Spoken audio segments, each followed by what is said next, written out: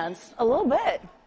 I've been up since 4. So yeah, exactly. Good afternoon, punchy. everybody. Thank you for joining us here at CPAC. I'm with the wonderful Congresswoman Cammack, who got up at 4 a.m. to catch a flight to be here today. So thank you very much for being here with us today. Absolutely. This is great. So 1 year ago, we were here in the same place on the same stage, and you were just getting started with your work on the subcommittee for the weaponization of the federal government in the House. Yes. So I wanted to make sure that we gave the audience an update on the work that you've been doing over the past year, because really the weaponization of the federal government is an assault on people's constitutional rights. So maybe just give an overview of what you're doing, and then we can get into the details. Yeah, absolutely. So how many people here feel that the government has gotten way too big? Okay. How many people feel that the government has abused its powers against everyday American citizens? Yeah.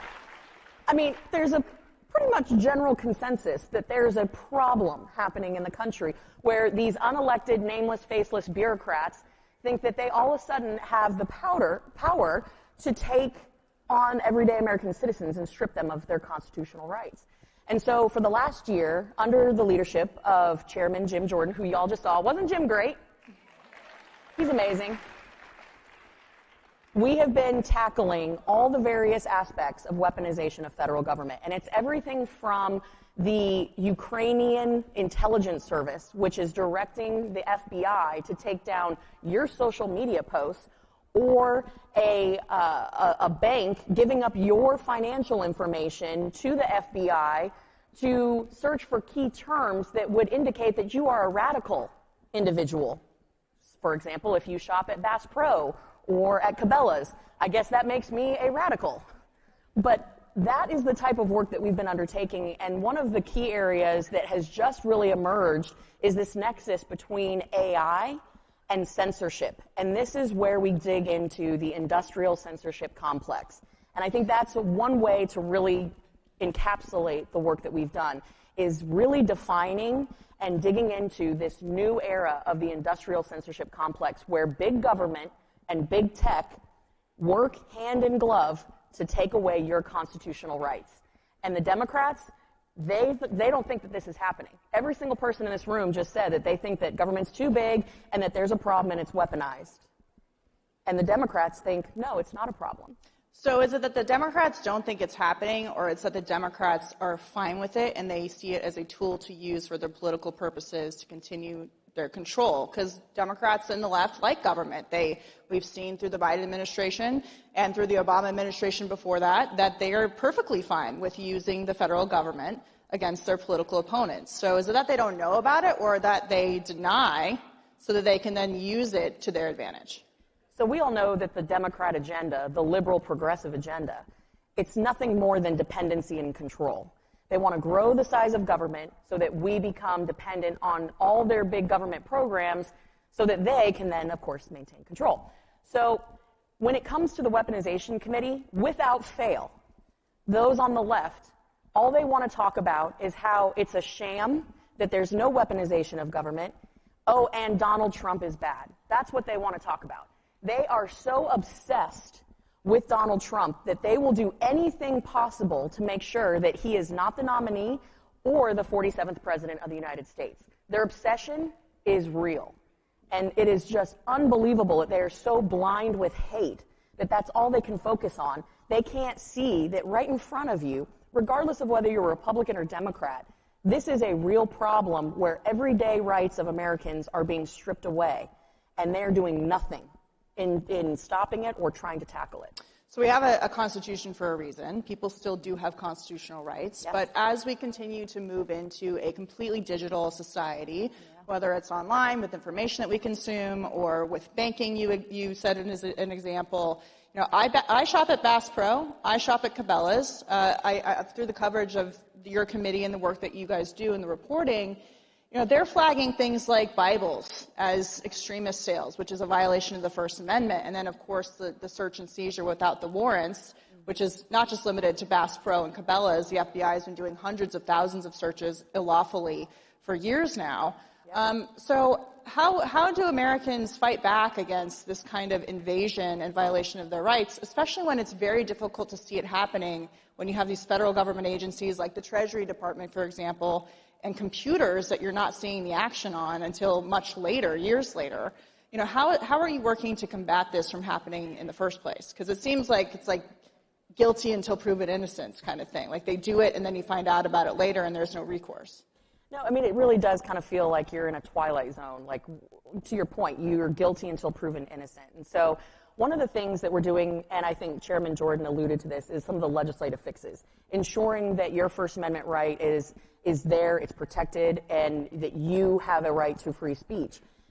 One of the very, very troubling things, though, is that you could walk up to an average member of Congress, and unlikely that they could outline the 5 tenets of the First Amendment. That is very scary, because these are the people who have taken an oath to uphold the Constitution. And so one thing that we have done is the legislative element, which I will add, one piece of legislation that we're working on in our office is called a fencing bill. We know the challenges that we face in the government funding battles. I mean, no sooner than a week from now, we will probably be looking down the barrel of a government shutdown over a spending battle. So until we can get an attitude adjustment, a very much-needed attitude adjustment in Washington, we have a more clever way of figuring out how we can hold these unelected swamp creatures accountable, and that's by fencing their money. Mm-hmm. If we can't cut their money, we're going to fence it. And people are like, well, what would that do? Well, you start in different departments, and you hold their money hostage. Two can play this game, and I am so sick and tired, and I know you guys are too, of sitting on the sidelines and watching these people run roughshod over our rights with our money. Mm-hmm. And they treat it like their money. It's our money. It's crazy. So I'm so glad that you brought up the fencing and the strategy behind holding bureaucrats accountable, because that's exactly it. It's bureaucrats who are faceless, nameless, no accountability for them in these agencies, who happen to mostly be leftists working in the federal government who think they can violate the rights of everyday Americans for the sake of whatever cause they're pushing. So we've seen this issue of big tech partnering with big government, whether it's the White House, whether it's the federal government, other areas, also state governments, for example. Oh, yeah. But now we're moving into this new phase. I was in San Francisco a couple weeks ago. I'm sorry. Yes, I'm sorry. I was only driving through, thank God. Oh, wait, I have to ask, did you download the poop? I did not, because I was just only driving through, but it was risky. It was risky. But all the billboards were about AI. And your committee, the Weaponization Committee, just came out with this alarming, almost 100-page report about how the National Institute of Science Foundation, which is a federal government-funded program, is using taxpayer money to work with academia to censor information online, quote, at scale. So talk about this new partnership that has been unveiled, and you've just been appointed to a new commission to work on AI, a bipartisan commission, actually. So talk about the dangers of AI and the way that the government is already working through grants, through money, to use it to, quote, censor at scale. No, it's really terrifying what we're seeing. And so to your point about this new commission that's been formed, we just actually this week announced the new Congressional AI Task Force. And this is really important because I don't know if you guys have seen in the news here in the last week, Microsoft rolled out their new AI platform, and you ask it a question, something as simple as, paint me a picture of a 16th century king from England. And it gives you a guy in dreads, and like, it's ridiculous. The front page of the New York Post had a great front cover that talked about how the Pope was a woman, and it is just riddled with DEI BS. And why it's that way is because of the language model. And so what we're doing on the task force is we are ensuring that the language models come from a liberty perspective. Because if you start with garbage in, you're going to get garbage out. And I think there's tremendous potential when it comes to AI. But what does an average American do? What do organizations do? What do organizations or municipalities, cities, counties, what do they do if there's massive election interference at scale because of AI? There's very little recourse. So there has to be some guiding frameworks put in place. But we don't want to overreact like government typically does and drive the innovation out. Because I do see a tremendous opportunity for us to do incredible things using AI. Yeah. But we have to be cognizant of the dangers around it.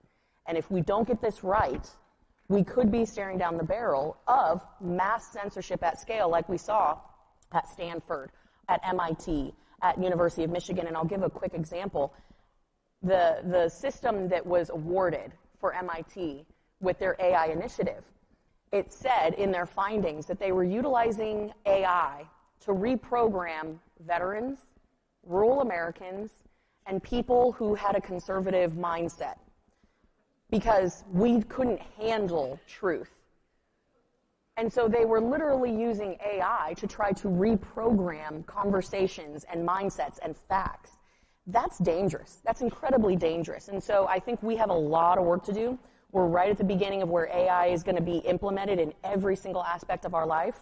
So we've got to make sure we don't stifle innovation, but we also got to make sure that we are protecting our national security and we're protecting people's constitutional rights. Essentially, it just has to evolve, right? AI is technology that is evolving, and as we've seen through COVID, through the 2020 election with Hunter's laptop and Twitter, Facebook censoring the lab leak theory for months on end while conservative media outlets were accurately reporting on where that virus came from. So this is happening at an even higher level. And like you said, George Washington was put into this AI system at Microsoft, and the real George Washington did not come out of that. And essentially, they've basically erased all white males from the entire system. And so outside of government, would you encourage private companies to go into this AI space and to hire liberty-minded voices? Because like you said, if you're only hiring people in San Francisco for this AI, it's garbage in, garbage out. You're not going to have any kind of different opinion when it comes to the result. Absolutely. And I would encourage people who are in the startup space who tend to shy away from it because you have these massive competitors in Google, in Apple, Microsoft, all these people that are playing in this space. And when you start talking to them about a language model that has a philosophical base in freedom and liberty and diversity of thought rather than the traditional DEI check-the-box mentality, right? It's basically the equivalent of trying to explain Hayek to Stalin. So I know some of my history nerds got that. Appreciate it. Thank you.